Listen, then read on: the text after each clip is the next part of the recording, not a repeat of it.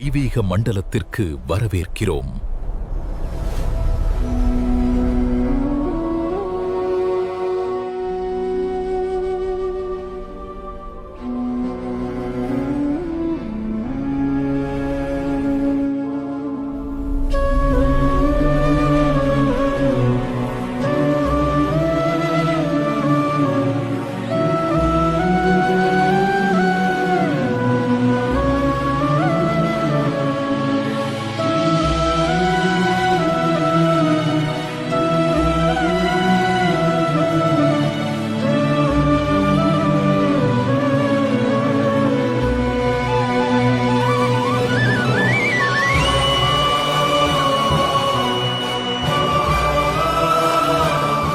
பக்தா, இன்று என்னுடைய நாள்.